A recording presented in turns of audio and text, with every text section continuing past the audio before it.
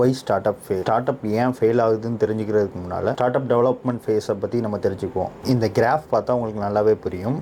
இந்த கிராஃபில் வந்து pre start up அப்படிங்கிற இது இருக்குது. அந்த ப்ரீ ஸ்டார்ட் அப்பில் பார்த்தீங்கன்னா ஐடியா, விஷன், மிஷன், நம்ம கம்பெனிக்கான, ஏன்னா இந்த வேலையை ரொம்ப இன்ட்ரெஸ்டடாக பார்ப்போம். ஏன்னா இது ட்ரீமால் வெறும் ட்ரீமில் மட்டும் பண்ணக்கூடிய வேலை. ஏன்னா நம்மளுக்கு ஏகப்பட்ட கனவுகள் இருக்கும். அதாவது இந்த பிஸ்னஸ் ஸ்டார்ட் பண்ணால் நம்ம இப்படி பண்ணிடலாம், அப்படி பண்ணிடலாம் அப்படிங்கிற கனவெல்லாம் எழுதுறது தான் இந்த ப்ரீ ஸ்டார்ட் அப். ஆனால் இதில் என்ன தான் நம்ம ட்ரீமில் எழுதினாலுமே இது எக்ஸிக்யூஷன் ஆக்ஷனுக்குள்ளே போகும்போது, அதாவது ஸ்டார்ட் அப் பண்ணி முதல்ல நெக்ஸ்ட் ஃபேஸில் போகும்போது 50% அப்படியே உல்ட்டாவாக தான் இருக்கும். இதுக்கு ஒரு நல்ல எக்ஸாம்பிள்னு பார்த்தீங்கன்னா, இப்போ நம்ம நீங்களே அமேசானில் ஒரு பொருள் விற்கிறீங்க அப்படின்னு முடிவு பண்ணீங்க அப்படின்னா, உங்களுக்கு அந்த முடிவு பண்ண நாள்ல இருந்து பார்த்தீங்கன்னா டெய்லி நம்ம இவ்வளோ வியாபாரம் பண்ணி, ஏன்னா அமேசான்ங்கிறது கிட்டத்தட்ட ஒரு 2 கோடி பேர் 3 கோடி பேர் நம்ம தமிழ்நாட்டில் மட்டுமே உள்ளே இருப்பாங்க அமேசானுக்குள்ள. ஸோ அவங்ககிட்ட விற்கிறது ஈஸி தான் அப்படிங்கிற மென்டாலிட்டியில் தான் நீங்கள் எல்லா ஒர்க்குமே பண்ணுவீங்க. ப்ராடக்ட் வாங்குறதா இருக்கட்டும், எதுவாக இருந்தாலுமே அந்த வியாபாரத்தை மட்டும் தான் ஃபோக்கஸ் பண்ணுவீங்க. ஏன்னா ப்ரீ ஸ்டார்ட் அப்பில் எழுதுகிற எல்லாமே டேட்டா எல்லாமே ஒரு ட்ரீமான டேட்டா மட்டும்தான். ப்ராடக்ட் டெவலப்மெண்ட் ஃபேஸ்லேயே செகண்ட் ஃபேஸ் பார்த்தீங்கன்னா நெக்ஸ்ட் ஃபேஸ், அதாவது நெக்ஸ்ட் ஃபேஸ் பார்த்தீங்கன்னா ஸ்டார்ட் அப் தான். நம்ம ஸ்டார்ட் அப் பண்ணி ஆரம்பித்த அந்த 2 வருஷம், இந்த 2 வருஷங்கிறது ரொம்ப க்ரூஷியலான ஸ்டேஜ்.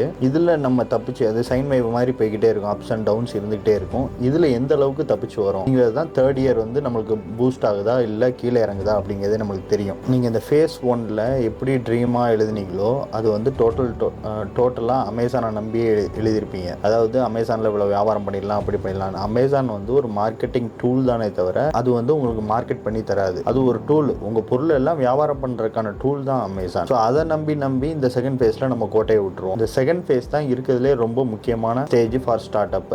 இந்த செகண்ட் ஃபேஸில் எந்த அளவுக்கு ஸ்ட்ராங்காக நம்ம ஆக்ஷன் எடுத்து எக்ஸிக்யூட் பண்ணி பிஸ்னஸை டெவலப் பண்ணுறோமோ தேர்ட் இயர்லேருந்து அதோட ஃப்ரூட்ஃபுல்னஸை நம்மளால் பார்க்க முடியும். அப்போ மார்க்கெட்டிங் டூல்னா இது, மார்க்கெட்டிங்னா என்ன அப்படின்னா அதுக்கு ஒரு நல்ல எக்ஸாம்பிள் பார்த்தீங்கன்னா, இப்போ ஃபெஸ்டிவல் ஆஃபர் அப்படின்னு போடுவாங்க. ஃப்ளிப்கார்ட்டாக இருக்கட்டும், ஃப்ளிப்கார்ட்டுங்கிறது ஒரு டூல். இந்த ஃபெஸ்டிவல் ஆஃபருங்கிறது தான் மார்க்கெட்டிங். அதே மாதிரி தான் அமேசானும், அதே மாதிரி தான் ஆடி சேலும். அது எந்த கடையாக இருக்கட்டும், அந்த கடை வந்து ஒரு டூல், நீங்கள் போய் எடுக்கிறதுக்கான டூலே தவிர அதில் ப்ரொமோட் பண்ணுற மார்க்கெட்டிங் தான் மெயின் நம்மளுக்கு. நீங்கள் நல்லா யோசித்து பாருங்கள். இல்லை யாராட்டும் அனுபவத்தில் ஃபெயில் ஆனவங்க, ஸ்டார்ட் அப்பில் ஃபெயில் ஆனவங்ககிட்ட கேட்டு பாருங்கள். ஒரு 4-5 ரீசன் சொல்லுவாங்க ஸ்டார்ட் அப் ஃபெயில் ஆனதுக்கு.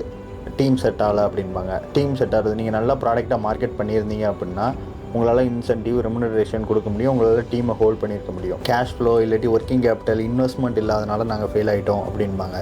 நீங்கள் ஒழுங்காக கரெக்டாக வியாபாரம் பண்ணியிருந்தால் ஆட்டோமேட்டிக்காக கிரெடிட் டேர்ம்ஸை கரெக்டாக மெயின்டைன் பண்ணியிருந்தீங்கன்னா உங்களுக்கு கேஷ் ஃப்ளோ ஆட்டோமேட்டிக்காக உள்ளே வரும். அது அப்படியே இல்லைனாலும் உங்களுக்கு மார்க்கெட் இருக்குதுன்னு தெரிஞ்சால் உங்கள் பிஓ வச்சு கூட பேங்க்கில் கூட லோன் வாங்கலாம். ஸோ இவ்வளோ ஆப்ஷன்ஸ் இருக்குது. ஸோ மார்க்கெட்டிங் தான் அதுக்கு பின்னாடியும் இருக்குது. இந்த காமர்ஸில் பண்ணுறவங்க டிஸ்ட்ரிபியூட்டர் செட் ஆகலை, இல்லை டீலர் செட் ஆகலை அப்படிங்கிற ஒரு ரீசன் சொல்லுவாங்க. நீங்கள் நல்லா வியாபாரம் பண்ணிங்கன்னா உங்களோட ரெக்கார்ட் டேட்டாவை எடுத்து அந்த கம்பெனிக்கு மெயில் அனுப்பிச்சிங்கன்னா கம்பெனியே உங்களுக்கு டைரெக்டாக சப்போர்ட் பண்ணும். அந்த கம்பெனிக்கும் தேவை அந்த வியாபாரம் தான். ஸோ அந்த மார்க்கெட்டிங்கை நம்ம கரெக்டாக பண்ணியிருந்தால் அந்த ப்ராப்ளமும் உங்களுக்கு சால்வ் ஆகிடும். ஸோ இப்படி எல்லா ஃபேக்டர் ஆஃப் ஃபெயிலியருக்கு பின்னாடியும் என்ன தான் யோசித்தாலுமே இந்த மார்க்கெட்டிங் அப்படிங்கிறது தான் வந்து நிற்கும். மார்க்கெட்டிங் அண்ட் சேல்ஸ் அப்படி தான் வந்து நிற்குமே தவிர மிச்சம் எந்த இதுவுமே அஃபெக்ட் பண்ணாது உங்களுக்கு. ஸோ இதனால தான் marketing is the heart of the business அப்படின்றோம். அது ஸ்டார்ட் அப்பாக இருந்தாலும் சரி, 10 வருஷம் 15 வருஷம் 20 வருஷமான கம்பெனியாக இருந்தாலும் சரி, யாராக இருந்தாலுமே marketing is the heart of the business.